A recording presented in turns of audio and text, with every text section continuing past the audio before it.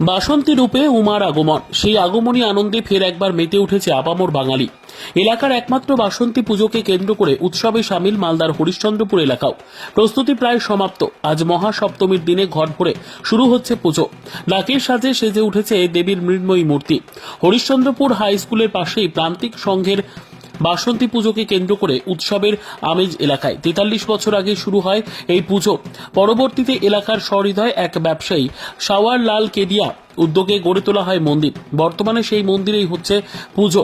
সামনের মাঠ সেজে উঠেছে প্যান্ডেলে। পুজো উপলক্ষে মহানবমীর দিন বিতরণ করা হয় অন্নভোগ।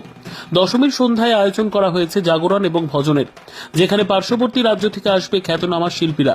এই বছর পুজোর বাজেট 1,80,000 টাকা। সমগ্র এলাকাবাসীর সহায়তায় হচ্ছে এই পুজো বলে জানিয়েছেন উদ্যোক্তারা। আনন্দ ষষ্ঠী থেকে আর দশমী অবধি, বিসর্জন অবধি খুব আনন্দ হয় সবার। গ্রামবাসী আর কি যত পিপলা টিপলা আর কি এই সব জায়গা থেকে এখানে সব দেখতে আসে, এমনকি আনন্দ করে। একদিন খিচুড়ি খাওয়ায়, সেটা খাওয়া দাওয়া হয়। এই মন্দিরটা তৈরি করেছে শ্রাবণ মারোয়ারি, উনি করে দিয়েছিলেন আমাদের মন্দিরটা।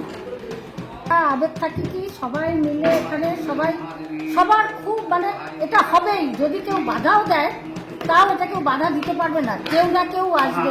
হয়তো আমি এখান থেকে চলে যাচ্ছি, আমার পরবর্তী আরেকজন আসবে, তারা করবে। এই রকম আর কি উদ্যোগ। কেউ এই পুজো কেউ না করে থাকতে পারবে না। থাকবে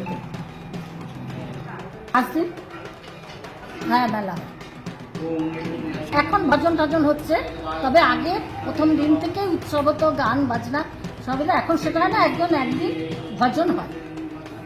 তখন আমি ছোট ছিলাম, আমাদের প্রাণকৃষ্ণ ভট্টাচার্য টুকিদা যাকে বলে, সেই পূজাটা শুরু করেছে। এখন যদিও সে একটু মাথার গণ্ডগোল আছে। তো পুজোটা হঠাৎই একবার শুরু হয়েছিল ওখানে, ঝোপঝাড় জঙ্গলের মধ্যে। হঠাৎ করে আমাদের রতন রায়চৌধুরী, তারপরে সুবীর রায়চৌধুরী, এরা সবাই ছিল তখনকার সময়। আমরা তখন ছোটো, অতটা মনেও নেই। হ্যাঁ, তারাই প্রথম পুজোটা আরম্ভ করে। 43 সময় চলছে।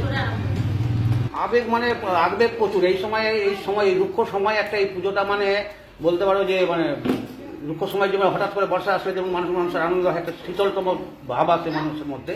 এই পুজোটাই আমাদের তেমনই একটা, এই সময়ের মধ্যে চারিদিকে রুক্ষতার মধ্যে একটা শীতল ভাব বলতে পারা যায় এটাকে। হ্যাঁ হ্যাঁ, মেলা বসে। আজ থেকে মেলা শুরু হয়ে যাবে। 3 দিন মেলা থাকে, 3-4 দিন মেলা, দশমী পর্যন্ত মেলা থাকে। হ্যাঁ, আমরা মাঝে অষ্টমীর দিন করি বিশেষ করে। এইবার অষ্টমীর দিন যেহেতু চণ্ডী পুজো পড়ে যাচ্ছে, তো আমরা সেজন্য দশমীর দিন এটা করছি। বিহার থেকে আসে, কলকাতা থেকেও শিল্পী এসে এখানে কীর্তন করে গেছে।